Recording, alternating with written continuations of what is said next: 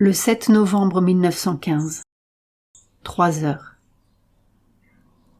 En dehors de tout signe extérieur, de toute circonstance particulière, les minutes s'écoulaient si majestueusement, dans un si solennel silence intérieur, un calme si profond et si vaste, que les larmes ont coulé abondamment.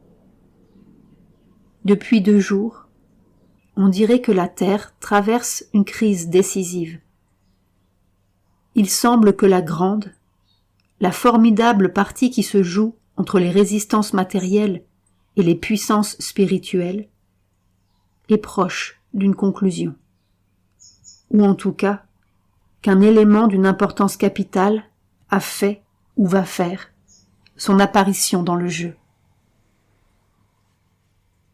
Que les individualités comptent peu à de semblables heures. Elles sont comme des fétus de paille emportés par le souffle qui passe, tournoyant un instant au-dessus du sol, pour y être rejetés ensuite et réduits en poussière. Et les individualités, qui se sentent ainsi si précaires, si dépourvues d'importance, souffrent et gémissent, agonisent douloureusement. Pour elles, l'attente même est une menace perpétuelle. Tout parle de danger et de destruction. Mais quelle grandeur, quelle beauté souveraine se trouve au fond de cette angoisse extérieure toute faite d'étroits égoïsmes. Quelle splendeur contient cette attente, religieuse à force de recueillement, dès que les limites de l'aveuglement personnel sont tombées, et que la conscience individuelle a pris son essor dans l'immensité pour s'unir à ta conscience éternelle. Le monde douloureux s'est agenouillé devant toi, Seigneur, en muette supplication.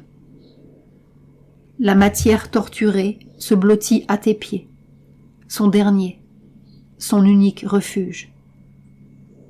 Et en t'implorant ainsi, elle t'adore, toi qu'elle ne connaît ni ne comprend.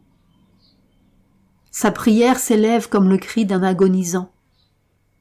Ce qui disparaît sent confusément la possibilité de revivre en toi. La terre attend ton arrêt dans une prosternation grandiose. Écoute, écoute. Sa voix t'implore et te supplie. Quel sera ton décret ? Quelle est ta sentence ? Ô Seigneur de vérité, le monde individuel bénit ta vérité qu'il ignore encore, mais qu'il appelle, et à laquelle il adhère de toute l'énergie joyeuse de ses forces vives. La mort a passé, vaste et solennelle, et tout s'est tu religieusement durant son passage. Une beauté surhumaine apparut sur la terre. Quelque chose de plus merveilleux que la plus merveilleuse félicité a fait pressentir sa présence.